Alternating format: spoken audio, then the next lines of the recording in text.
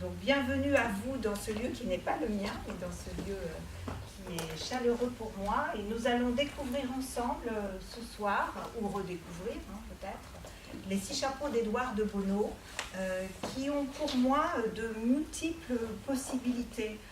C'est-à-dire que là, j'ai voulu me centrer plutôt sur un public de coach, parce que je savais que j'avais affaire à ce métier-là, et vous montrer comment finalement, avec une grande liberté, j'utilise la démarche à des buts divers et variés, donc aussi bien en coaching individuel qu'en coaching collectif, aussi bien en auto-coaching, c'est-à-dire un peu comme une grille de lecture pour moi, pour savoir où j'en suis, voilà, qu'est-ce qui se passe pour moi, quelles sont les questions peut-être que je ne me pose pas, que je devrais me poser.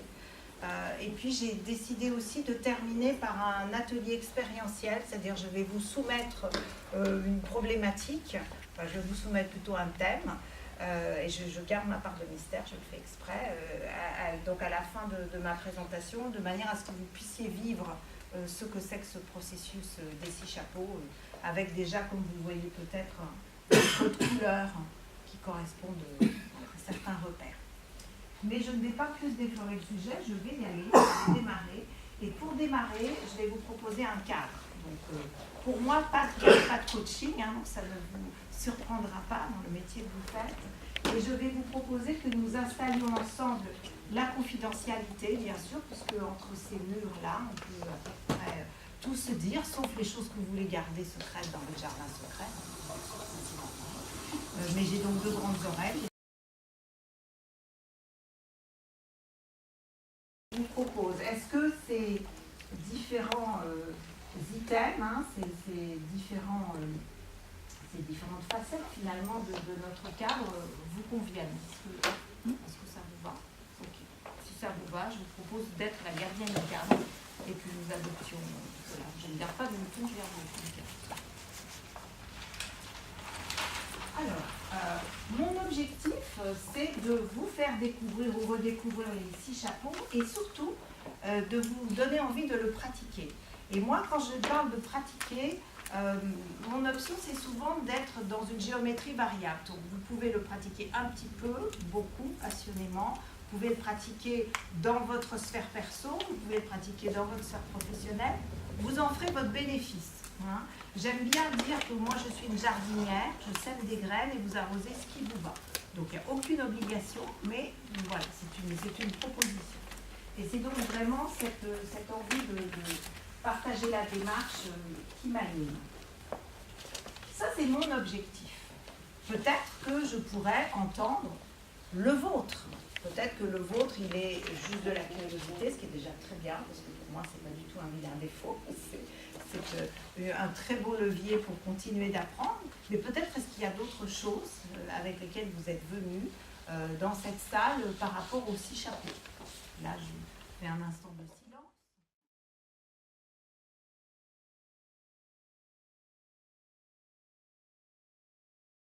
Ce qu'il y a de plus neutre, et là, hop, je mets mon petit chapeau blanc, parce qu'il y a plus neutre. Les faits, les informations, ça allait être intéressant pour ouvrir un débat, ouvrir un sujet, ouvrir voilà, la réflexion. Alors, de nouveau, je vous invite à voir ces couleurs comme quelque chose que vous pouvez utiliser à géométrie variable.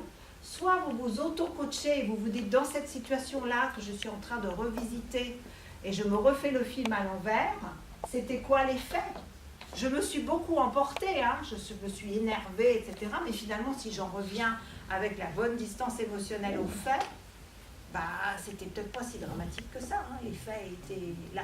Voilà. Donc ça peut être intéressant aussi, à certains moments, de vous faire vous-même un recadrage, ou bien, lorsque vous avez un coaching qui part tout de suite, il arrive, il est très très ému, et vous laissez bien sûr les choses s'installer, vous écoutez activement, tout ce ressenti, vous voyez comment vous aussi vous recevez ça, mais peut-être au bout d'un certain temps, vous allez lui dire, voilà, vous vous sentez mieux, on a respiré, voilà, le calme est revenu, est-ce que maintenant vous pouvez me dire quels étaient les faits, hein? Donc c'est vrai que pouvoir aller rechercher la neutralité du chapeau blanc est très intéressant. Et c'est pour ça que quand on va juste faire le chemin chronologiquement, bah, tout de suite après le bleu, les règles de fonctionnement, on va aller chercher le blanc, les informations, les faits. Alors, ce sont bien des informations et des faits. Et là, j'invite vraiment, et je vous incite à prendre le temps qu'il faut pour aller être sûr que c'est des informations.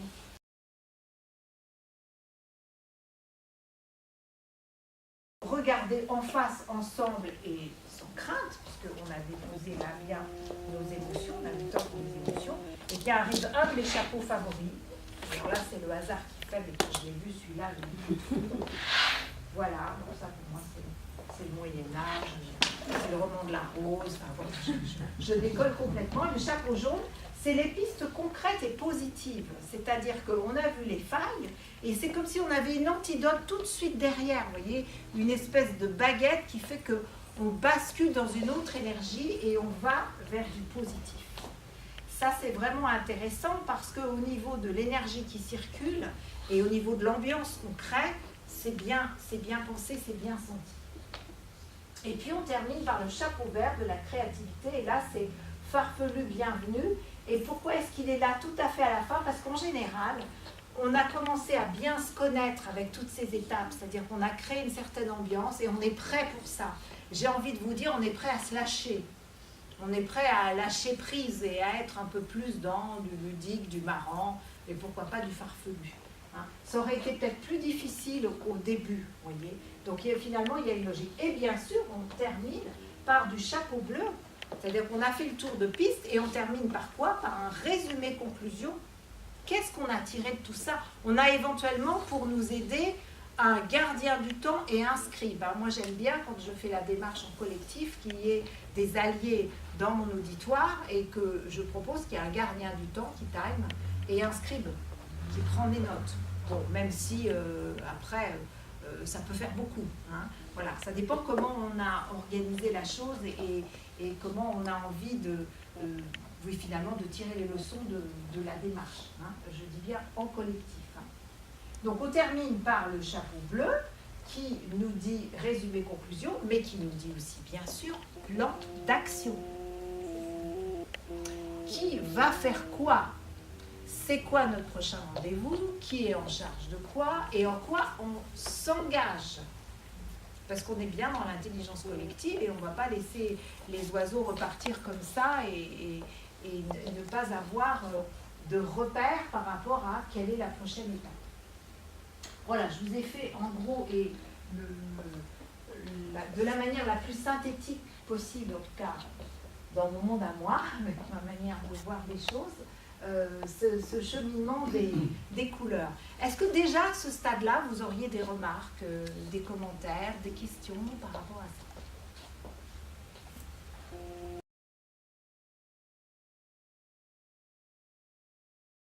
On va aller visiter le chapeau rouge.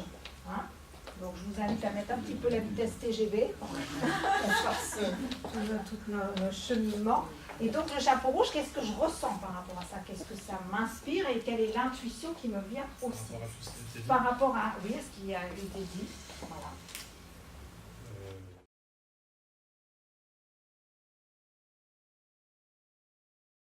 Je vais prendre une certaine distance pour me dire, tiens, mon patron, je me mets dans ses baskets, quand il me voit en colère comme ça, qu'est-ce qu'il peut bien ressentir, par exemple. Et puis mon collègue Jean-Jacques, toujours le même, j'ai bien pensé, hein, et bien quand lui, il me voit dans cette situation-là, comment il vit la chose. Et puis vous pouvez avoir commencé par vous, tout simplement. Vous, comment vous vous sentez dans cette situation-là et comment vous imaginez que le patron se sent et comment vous imaginez que Jean-Jacques se sent. Et on peut même aller chercher là. On peut chercher dans sa créativité, farfelu bienvenue. Hein. C'est-à-dire, je me dis, tiens, je suis un martien, je ne connais pas les codes terrestres et je vois Dominique qui gesticule et qui défend ses valeurs, etc. Je me dis, mais qu'est-ce que c'est que ce truc-là? C'est un être humain, ça. Voilà, par exemple, c'est ça les positions de perception, c'est avoir une autre perception, une autre, finalement, se mettre à la place de. Et puis ce qu'il y a de chouette, c'est qu'on incarne vraiment, c'est ça qui est extraordinaire, c'est qu'on a l'impression vraiment qu'on est l'autre et qu'on ressent autrement. Voilà. Donc finalement, les positions de perception avec cette nuance de chapeau, cette couleur, bon, c'était juste une suggestion, mais voilà, je vais vous laisser réfléchir ensemble là-dessus. Qu'est-ce que vous aimeriez agréger Qu'est-ce que vous aimeriez finalement peut-être rajouter à certains outils? Ben, on n'est pas obligé de se le faire en petits groupes et puis popcorn, on peut se le faire en grand groupe. Hein. Oui, ben, l'ancrage spatial. D'accord. Alors comment tu vois de vraiment associer le chapeau à une position au sol.